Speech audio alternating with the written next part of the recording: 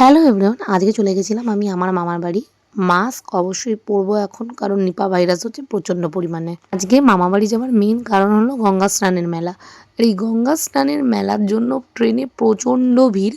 মামার বাড়ি যাওয়ার সময় এই জায়গাটা এত ভালো লাগে আমার, প্রত্যেকবার আমি ওই জন্য ভিডিও করি। তো ফাইনালি আমি মথুরাপুরে নেমে গেছি, আর আমার বাবা সব সময় আগে আগে হাঁটে আর আমার মা আর আমি পেছনে পেছনে। মামার বাড়ি যেতে যেতে দেখলাম সারা রাস্তা জুড়ে অলরেডি মেলা বসে গেছে।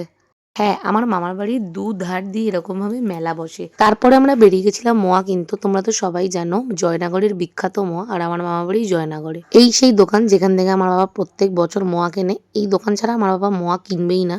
প্রচণ্ড খিদে পেয়েছিল, তাই জন্য একটা জিগি কিনে খেয়ে নিয়েছিলাম আমি। আর এখানে 3 ঘন্টা ধরে বসে রয়েছি মোয়া বানানোর জন্য। তো মা বললো চল মাসির বাড়ি থেকে ঘুরে আসি, মানে মায়ের মাসির বাড়ি। এই রাস্তায় যাবো না ওই রাস্তায় যাবো, কনফিউজ হয়ে যাওয়ার পরে ফাইনালি মায়ের মাসির বাড়িতে গিয়ে পৌঁছালাম। আমরা বিকেল 4টের সময় তারপর ওখান থেকে ফিরেছিলাম। পর আমি আমার মাসির বাড়িতে এসে দেখলাম এখানে ওরা একটা কুকুর পুষেছে, কি কিউটও। আর আমার মাসির বাড়ি এত সুন্দর করেছে, অনেক বছর বাদে গেলাম, আমি তো দেখে পুরো স্তম্ভিত হয়ে গেছি। দারুণ করেছে আমার দাদা ঘরটা, ভারী পছন্দ হয়েছে আমার, ওই জন্য আমি একটু ভিডিও করে নিয়েছিলাম। তারপরে অ্যাট লাস্ট যার জন্য যাওয়া মেলা, সেই মেলায় গেলাম। দুটো মেলা হয়, একটা হলো ভাঙাচোরা মেলা আর একটা হলো ভালো মেলা। গিয়ে প্রথমেই আমি ভাঙাচোরা মেলাতে ঢুকে গেছিলাম। দুটো বড় বড় মাঠ, আর দুটো বড় বড় মাঠে দুদিকে দু ধরনের মেলা হয়। এদিকে সব রকমের পুরনো জিনিস নিয়ে বসে, এগুলো সব পুরনো জিনিস।